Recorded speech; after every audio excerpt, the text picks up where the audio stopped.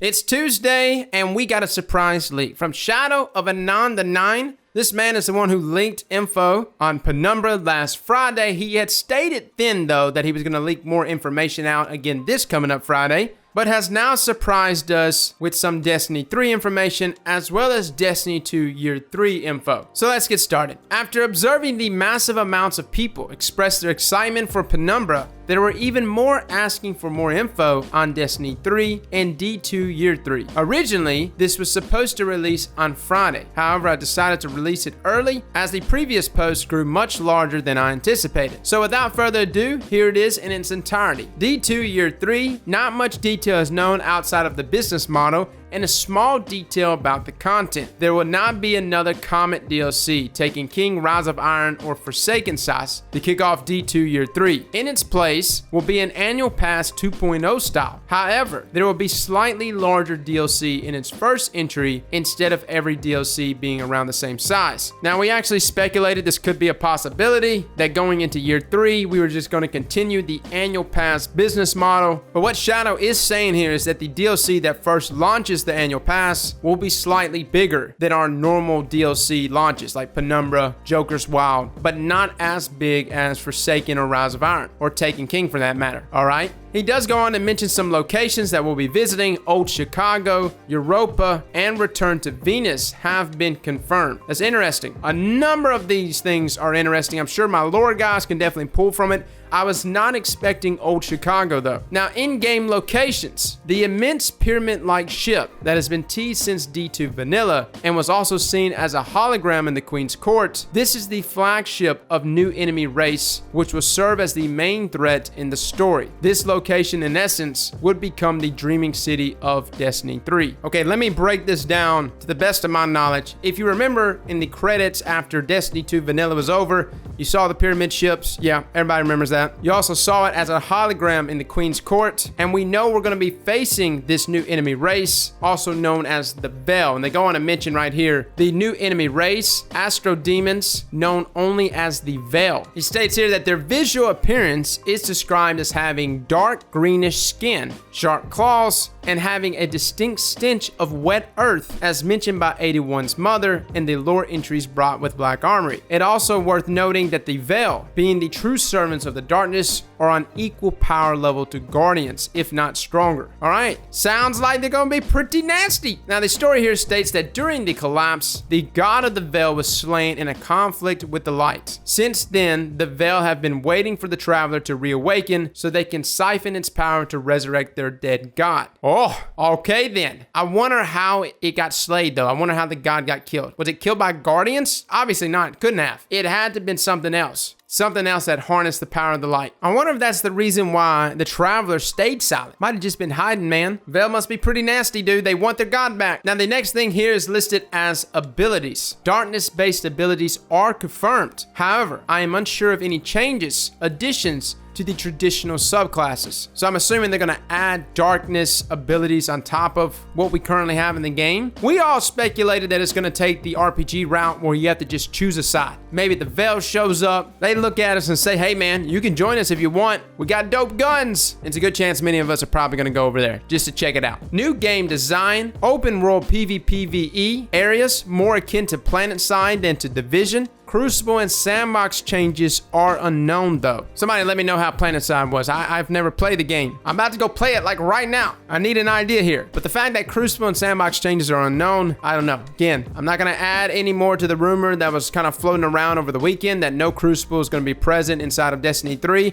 I don't know yet. None of us do. But Bungie still remaining silent on the matter is something to be concerned about. The direction though. The goal of D3 is to cater to the hardcore audience more than anything. This game will be supposedly much more difficult than previous entries and will very much focus on how the hardcore community of the franchise will play. D3 will also provide more RPG elements in its approach to design compared to previous entries in the franchise. That was something that was definitely leaked out many months ago by actually Anon himself, and that's a great thing. You want this game to go more into the RPG side of things. This will add a lot more depth, longevity, all those good things that Destiny is dying to have. Now, disclaimer, because these are all leaks from before Anon went dark, these are all early development decisions and are subject to change. In addition, outside of the Penumbra info and what you read here today, I am unaware of any confirmed or otherwise evident changes to current or future information. I love that he included that, and that is something we need to remember, that Anon has leaked information,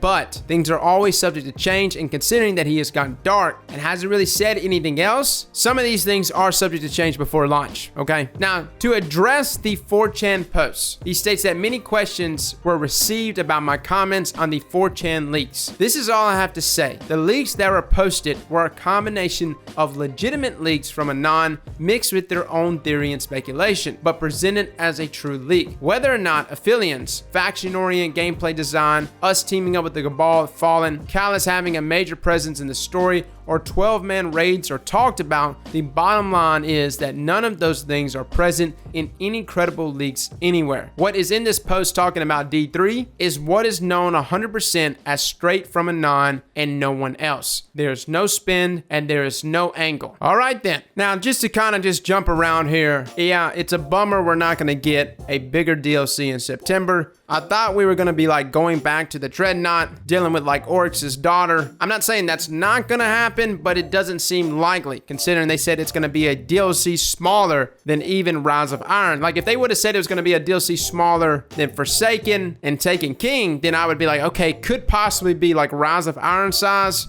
But they mentioned Rise of Iron, so I don't think it's going to be us going back to the Dreadnought or any huge major DLC for that fact. Now, some speculation on who the Dark God is for the Veil. Somebody actually mentioned in the Reddit comments, they said it could be Nezarec. I personally don't have a single guess. I don't know who it could be, but I'll put my vote behind Nezarec just because. Now, someone did ask here, any idea of a release date for Destiny 3? Will there be D2 DLCs after Penumbra? Shadow actually replied here and says, I didn't include it in the post because it's not 100% confirmed, but I can basically guarantee a 2020 release date as a multi-platform launch title for the PS5 and Project Scarlet, which makes complete sense, boys. I know some of us were speculating, could D3 launch this September? I think it would be very unwise considering that the new generation of consoles is right around the corner. The other question though, is Destiny 3 going to be developed for PC? ShadowofAnontheNine says expected, yes, confirmed, no. Remember guys, Activision and Bungie just split here recently. Vicarious Visions were the one that was doing all of the in-house development for Destiny 2 on PC. Now, I'm not saying those guys aren't going to continue developing Destiny 3 for PC, but they won't be doing it as Vicarious Visions.